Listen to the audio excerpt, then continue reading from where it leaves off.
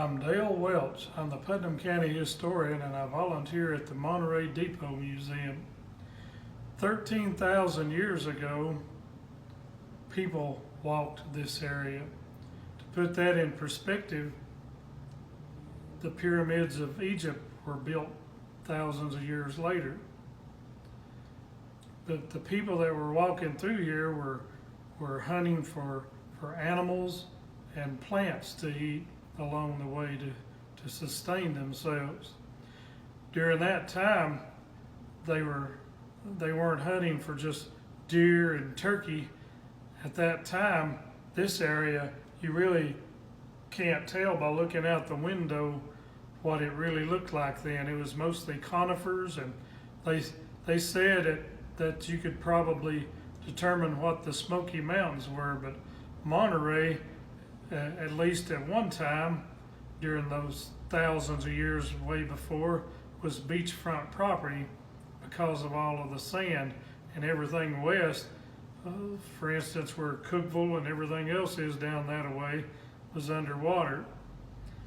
But what they were hunting for, as far as animals were concerned, was things like giant sloths, saber-toothed tigers, woolly mammoths.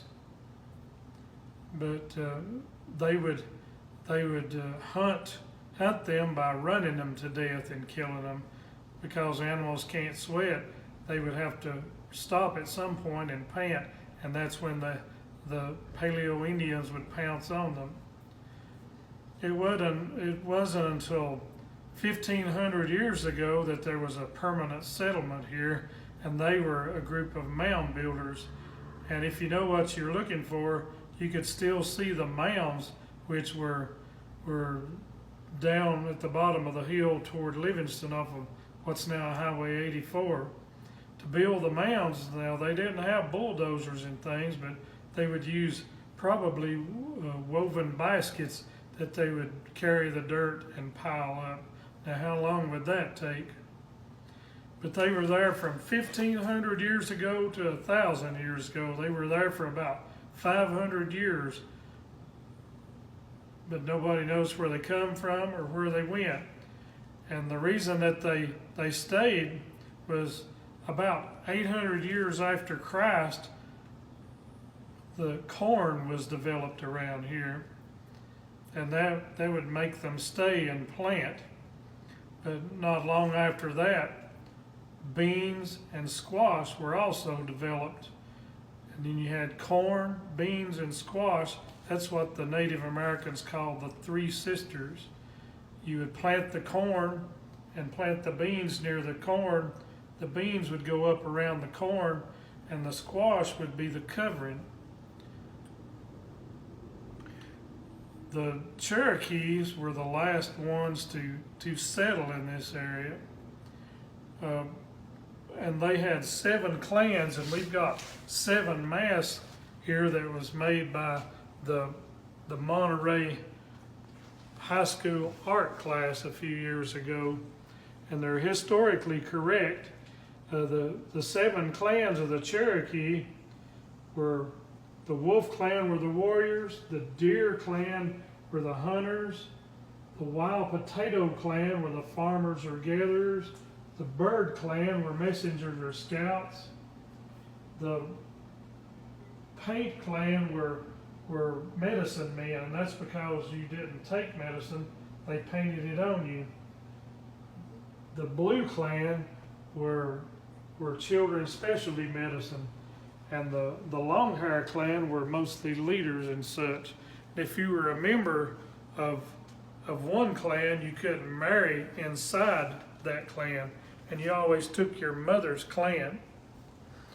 They had it kind of figured out where all of the King and Queen of England and other queens and kings were marrying brothers and sisters and cousins and coming up with 3 eyes and 12 toes. The last group of Indians to leave around here left out about 10 years before the Trail of Tears.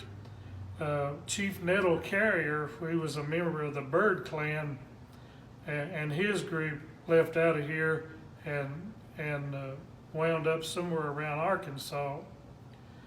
This area was called Standing Stone because of an Indian monument that they had built at least 1,500 years ago, or maybe before.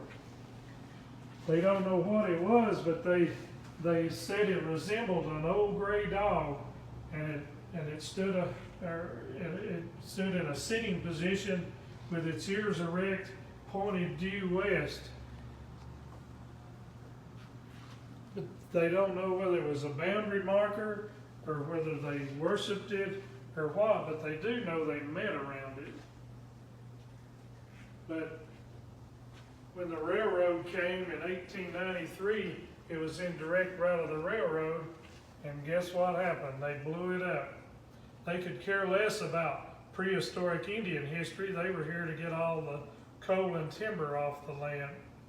But there was a group called the Improved Order of the Red Men that took a 812-pound portion of what was left and had it engraved and set it in Whitaker Park, right next to where our library's at now. It's been there since October of 1895. We have Standing Stone Day every year now it's going on 41 years, where we invite the Native Americans back and we have our Heritage Day. It's always on the second Saturday in October.